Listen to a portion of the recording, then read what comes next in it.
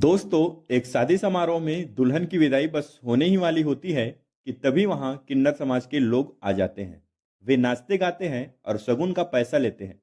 लेकिन जब उनकी नजर दूल्हे पर पड़ती है तो वे उसे देखकर हैरान रह जाते हैं, क्योंकि दूल्हा भी उन्हीं की कैटेगरी का लग रहा था।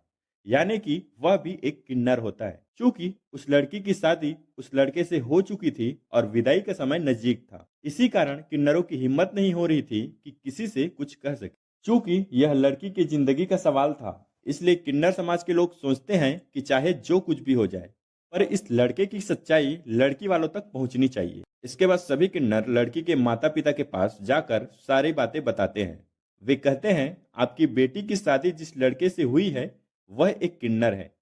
दोस्तों, लड़की के माता पिता यह सुनकर सन्न रह जाते हैं और जैसे उनके पैरों तले जमीन खिसक जाती है। लेकिन किन्नर लोग उन्हें समझाते हैं, देखिए, कोई भी कदम उठाने से पहले अपने स्तर पर भी जांच पड़ताल कर लीजिए। जल्दबाजी में ऐसा ना हो कि इस बात से कोई हंगामा खड़ा हो जाए। दोस्तों, घर की कुछ महिलाएं मिलकर एक योजना बनाती है, जिसके तहत वे लड़की के भाभी की इज्जत को दांव पर लगा देती है। वे उसे कहती हैं, बहू, तुम एक काम करो, तुम दूल्हे को गिफ्ट देने के बहाने कमरे में बुलाओ और उसकी सारी चीजें चेक करो कि वह किन्नर है या मर्द। अब भाभी के लिए उसकी ननद की इज्जत का सवाल था। अगर दूल्हा किन्नर निकला तो उसकी ननद की पूरी जिंदगी बर्बाद हो सकती थी। इसलिए भाभी पीछे नहीं हटती और दूल्हे को गिफ्ट देने के बहाने अपने कमरे में बुलाती है और दरवाजा अंदर से बंद कर लेती है। दोस्तों, इसके बाद जो कुछ भी हुआ वह जानने के बाद आपके भी पैरों तले जमीन खिसक जाएगी। लेकिन वीडियो में आगे बढ़ने से पहले अगर आप हमारे चैनल पर पहली बार हैं तो चैनल को सब्सक्राइब करें और वीडियो को लाइक करें, ताकि हमें ऐसे ही मोटिवेशन मिलता रहे और हम आपको और भी इंटरेस्टिंग कहानियां सुनाते रहे। दोस्तों, यह कहानी उत्तर प्रदेश के मुरादाबाद की है, जहां प्रिया नाम की एक लड़की होती है जिसकी शादी पुनीत नाम के लड़के से तय हो जाती है। दोनों एक दूसरे को खूब पसंद करते हैं और माता पिता की राजी खुशी से उनकी शादी तय हो जाती है।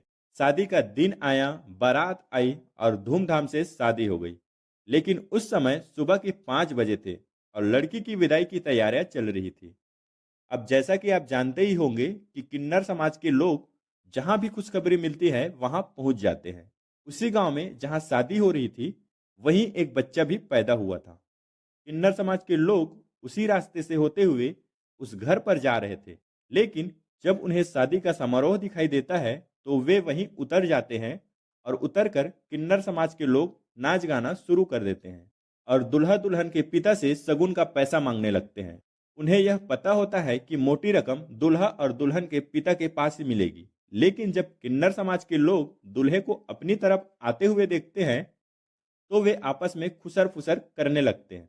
दूल्हे का चाल चलन, हाव भाव, बात करने का तरीका और उसकी आंखें सभी किन्नर जैसे लग रही थी। दोस्तों, किन्नर समाज के लोगों का यह पुराना अनुभव उन्हें बताता है कि यह कोई आम लड़का नहीं है, बल्कि यह हमारी ही श्रेणी का है।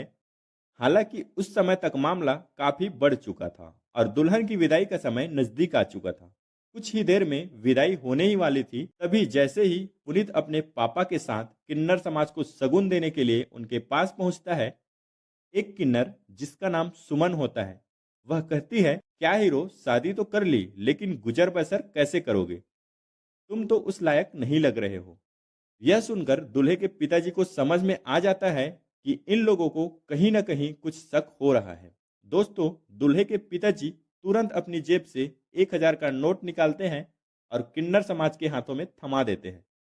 साथ ही वे हाथ जोड़कर कहते हैं, आप लोग हमारे बेटे को आशीर्वाद दीजिए कि इसकी जिंदगी खुशहाली से बीते और आप लोग यहाँ से चले जाइए। लेकिन पैसा लेने के बाद भी किन्नर समाज के लोग वहां से जाने को तैयार नहीं होते। भले ही वे मांग कर खाने वाले लोग हो, लेकिन उनके अंदर भी एक दिल होता है। वे उस लड़की की जिंदगी को अपनी आंखों के सामने बर्बाद होते नहीं देख सकते थे। इसलिए वे लोग अपने स्तर से फिर से जांच पड़ताल करने की ठान लेते हैं। उनका मकसद किसी का अपमान करना नहीं होता, बल्कि सच को सामने लाना होता है, ताकि उस लड़की का भविष्य सुरक्षित रहे। दोस्तों, जैसे ही पुनीत टेंट में अपने लिए बनाई गई जगह पर चारपाई पर बैठा हुआ था, किन्नर समाज के लोग चारों तरफ से उसे घेर लेते हैं। वे उसे छेड़ने लगते हैं, इधर उधर छूने लगते हैं और उसकी जेब में हाथ डालकर पैसे मांगने की कोशिश करते हैं। वे यह सब करते हुए दूल्हे के बारे में कुछ जांच पड़ताल करने की कोशिश कर रहे थे, यह पता लगाने के लिए कि क्या यह वाकई में किन्नर है या नहीं। लेकिन दूल्हे के पिताजी को यह सब देखकर बहुत बुरा लगता है। वे गुस्से में किन्नरों को डांट कर वहां से भगा देते हैं। किन्नर समाज के लोग उस वक्त तो वहां से चले जाते हैं, लेकिन वे अपनी बात को यूं ही छोड़ने के लिए तैयार नहीं होते। इसके बाद वे लोग उठकर लड़की के दरवाजे पर चले जाते हैं।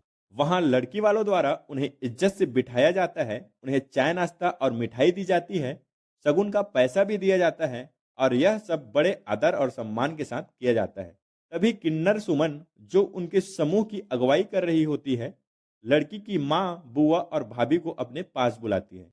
वह उनसे पूछती हैं, आपकी बेटी की शादी जिस लड़के से हो रही है, क्या वह आपकी बेटी का प्रेमी है? क्या यह लव मैरिज है या फिर अरेंज मैरिज है?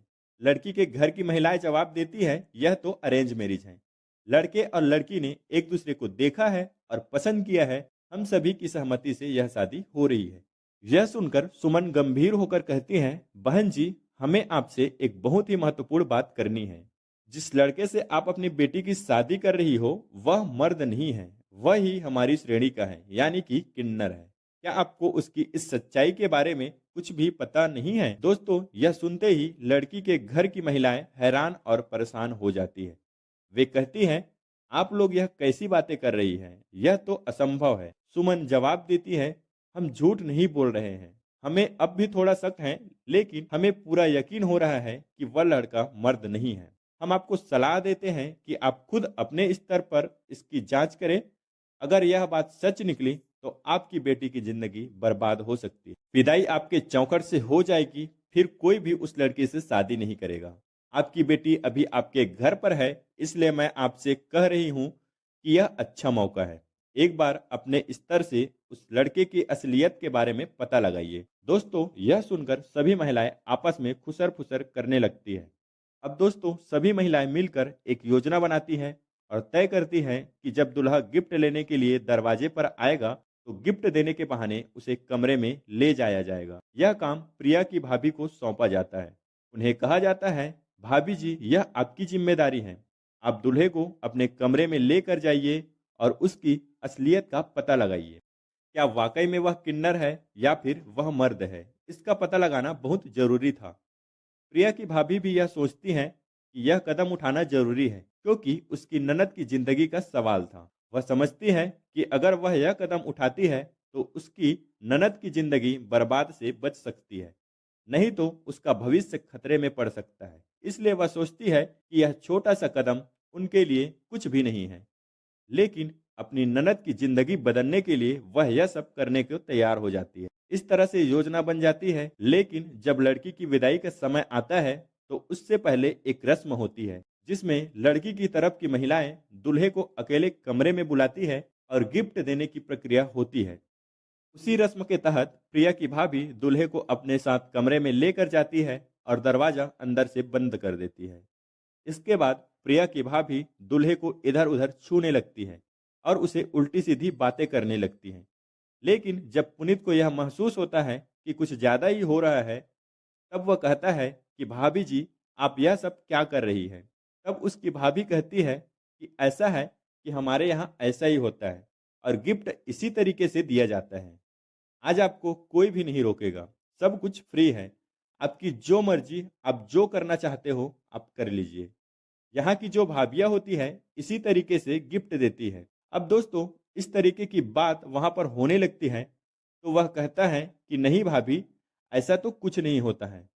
तब प्रिया की भाभी कहती है, आपको तो करना ही पड़ेगा, आपको कुछ सोचने की जरूरत नहीं है, अब बस मजा उठाइए, नुकसान तो हमारा हो रहा है।